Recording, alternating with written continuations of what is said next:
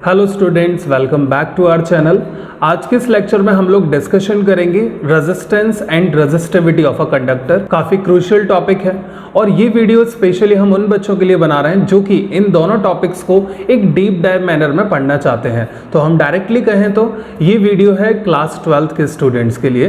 तो चलिए बिना किसी देरी के शुरू करते हैं आज का अपना एजेंडा और जानते हैं कि सबसे पहले रेजिस्टेंस ऑफ अ कंडक्टर क्या होता है, क्या है रेजिस्टेंस।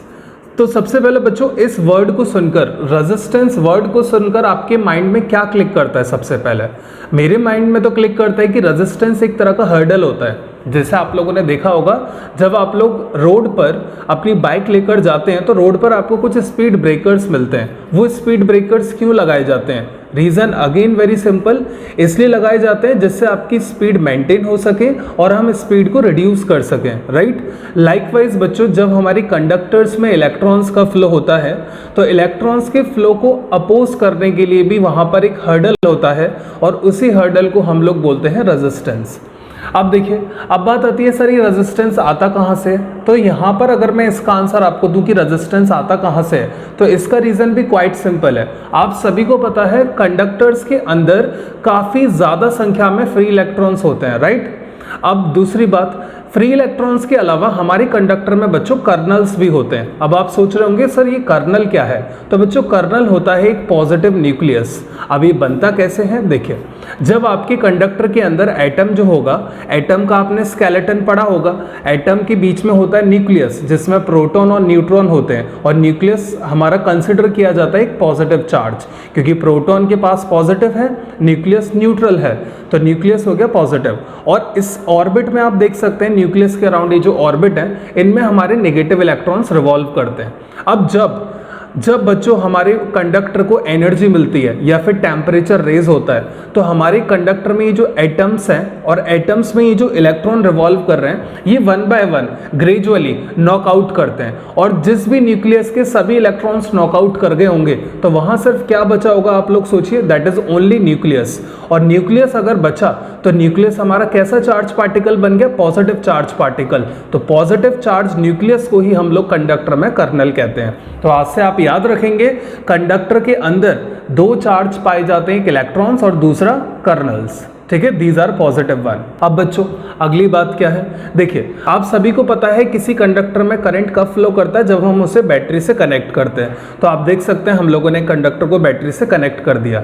अब जब यही कंडक्टर बैटरी से कनेक्ट हो जाता है बच्चों तो बैटरी क्या करती है? सबसे पहला काम बैटरी का होता है वो कंडक्टर के अंदर इलेक्ट्रिक फील्ड लाइंस का फ्लो छोड़ती है, राइट। अब जब यही इलेक्ट्रिक फील्ड लाइंस का फ्लो उस कंडक्टर में फैल जाता है तो इलेक्ट्रिक फील्ड लाइंस की प्रेजेंस में चार्ज पार्टिकल्स पे बच्चों फोर्स लगता है। जितने भी यहाँ पर मोबाइल चार्ज कैरियर्स हैं वो कौन है? हमारे only and only electrons. In electrons पर एक फोर्स लगता है F = QE और ये फोर्स लगता है बैटरी के पॉजिटिव टर्मिनल साइड, राइट। अब ये जो फोर्स लग रहा है सभी इलेक्ट्रॉन्स पर, इसी फोर्स से बच्चों हमारे सारे इलेक्ट्रॉन्स ड्रिफ्ट होते हुए एक डायरेक्शन में मूव करना शुरू कर देते हैं और इसी के मोशन को हम लोग करंट कहते हैं, राइट। और करंट का डायरेक्शन हमेशा क्या होता है बच्चों? Always from higher potential to lower, या फिर मैं कहूँ always from positive potential of battery to the negative potential of battery. और करंट के अपोजिट में कौन फ्लो करते हैं? हमारे इलेक्ट्रॉन्स। अब देखिए, ये तो मैंने आपको थोड़ा सा डिटेल मीनिंग बता दिया कि कैसे हमारे अंदर कंडक्टर के इलेक्ट्रॉन ड्रिफ्ट होकर करंट बनाते हैं। अब आप खुद सोचिए बच्चों, कंडक्टर्स के अंदर इतनी ज़्यादा भीड़ है इलेक्ट्रॉन की, ये बिल्कुल ऐसा ही हो गया कि आप किसी मेले में गए और सड़क पर इतनी भीड़ है तो नो डाउट जब आप चलोगे तो आप कितनी बार टकराओगे लोगों से वो आपको ही पता है। लाइकवाइज बच्चों, जब कंडक्टर में इलेक्ट्रॉन्स धड़ धड़ाते हुए आगे बढ़ते हैं तो उनका कोलिजन होना जायज़ है। तो याद रखेंगे रेजिस्टेंस का मेन रीजन कंडक्टर के अंदर होता है कोलिजन। अब ये कोलिजन किस किस के बीच में होता है सर? कोलिजन होता है यहाँ पर इलेक्ट्रॉन इलेक्ट्रॉन के बीच में, इलेक्ट्रॉन कर्नल के बीच में, और इसी कोलिजन को हम लोग कहते हैं बच्चों रेजिस्टेंस। आई होप आपको रेजिस्टेंस का डीप मीनिंग समझ में आया होगा कि रेजिस्टेंस है क्या। अब जब ये कोलिजन होता है तो नो डाउट करंट को भी काफ़ी देर लगती होगी पहुंचने के लिए टारगेट पर और करंट का कुछ मैग्नीट्यूड भी कम हो जाता है हीट लॉस की वजह से। तो यहाँ पर इसी को हम लोग बोलते हैं बच्चों रेजिस्टेंस, राइट। चलिए, अब हमने ये सीख लिया अच्छे से डिटेल मीनिंग में कि रेजिस्टेंस होता क्या है। अब हम आगे बढ़ते हैं। आगे अब हम लोग क्या सीखते हैं, अब हम ये सीखते हैं क्या ऐसे फैक्टर्स हैं जिससे हमारा रेजिस्टेंस किसी कंडक्टर के अंदर चेंज किया जा सकता है। तो देखिए, आप लोगों ने 12th क्लास में चैप्टर 3 जब पढ़ रहे होंगे करंट इलेक्ट्रिसिटी, तो वहां पर आप लोगों ने रेजिस्टेंस का फॉर्मूला पढ़ा होगा R=ml/N E²τA। ये फॉर्मूला काफी डिटेल्ड फॉर्मूला होता है रेजिस्टेंस का, जो 10th में हमें देखने को नहीं मिलता। अब इस फॉर्मूले में आप क्या ऑब्जर्व कर रहे हैं, इस फॉर्मूले में हम लोग बच्चों ऑब्जर्व कर रहे हैं कि रेजिस्टेंस डिपेंड कर रहा है length of the conductor. L यहां पर आ रहा है, L we have length of the conductor. Resistance depend करता है capital A, that is area of cross section of conductor. ये दो पैरामीटर जो अभी मैंने बोले, इनको काफी ध्यान से बच्चों आप लोग सुनिए। रेजिस्टेंस अगर आप बदलना चाहते हैं किसी कंडक्टर के अंदर की, तो आप कंडक्टर की लेंथ या कंडक्टर का एरिया चेंज करना शुरू कर दीजिए। क्या सर इनके अलावा कोई और भी फैक्टर्स हैं? बिल्कुल बच्चों। दूसरा फैक्टर हमारे पास है टेम्परेचर, जो यहां पर अभी आपको नहीं दिख रहा है, पर याद रखिएगा टेम्परेचर के चेंज होने के साथ साथ हमारा रेजिस्टेंस भी चेंज होने लग जाता है। कैसे सर? चलिए मैं आपको एक एक्सप्लेनेशन से बताता हूं।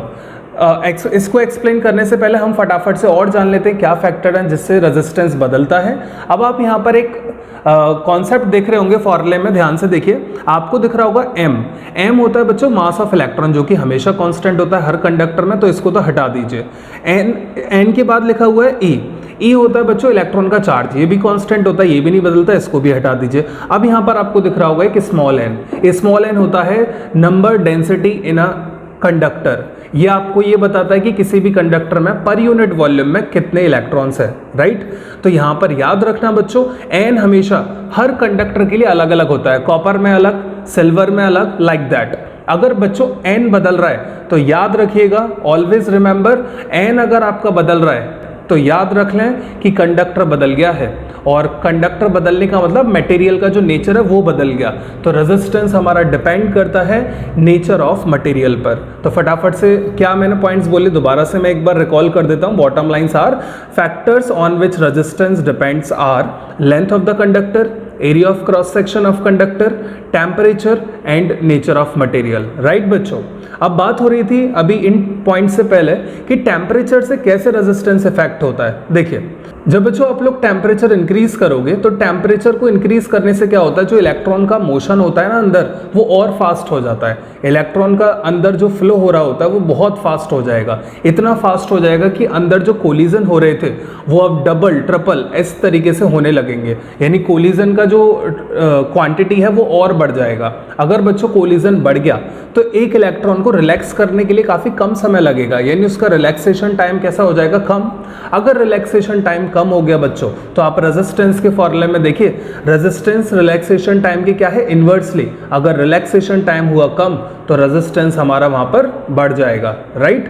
रेजिस्टेंस बढ़ जाएगा बच्चों, क्योंकि करंट को और दिक्कत होगी पहुंचने के लिए अपने मेन टारगेट पर, क्योंकि इलेक्ट्रॉन कोलिजन ही करता रह जाएगा ना थ्रू आउट द रास्ते। इसलिए आपको ध्यान रखना है, रेजिस्टेंस टेम्परेचर पर भी डिपेंड करता है। अगर बच्चों हम लोग बात करें रेजिस्टेंस के यूनिट का, दैट इज ओम, और एक ग्रीक सिंबल हमारे पास होता है, जैसे कि आप सिंबल को देख पा रहे होंगे, ये आपने 10th में भी पढ़ा है।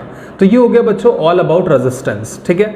अब हम लोग आगे बढ़ते हैं, अब हम जानते हैं रेजिस्टिविटी क्या होता है। देखिए, रेजिस्टिविटी को समझने के लिए आप लोगों ने 10th में एक फॉर्मूला पढ़ा होगा, याद करिए जरा उसे, दैट इज R=ρL/A। अब यहां पर जब आप इस रो को देख रहे हैं तो रेजिस्टेंस का जो अभी मैंने ऊपर टॉप में फॉर्मूला आपको बताया, R=ml/Ne²A, इस फॉर्मूले में आप ध्यान से देखिए, जब आप इसको R=ρL/A फॉर्मूले से कंपेयर करेंगे तो देखिए वहां पर आपको L और A नेग्लेक्ट होते हुए दिखाई देंगे कंपैरिजन में।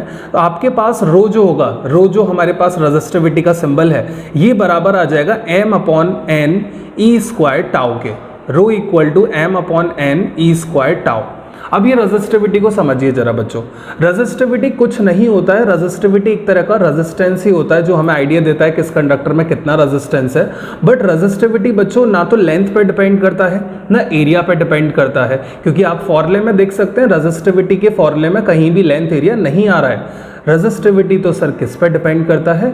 It only depend upon nature of material and temperature. जैसे कि आप देख सकते हैं फॉर्मूले में एन दिख रहा है, एन बदला यानी मटेरियल बदला, मटेरियल बदला यानी रेजिस्टिविटी बदल गया।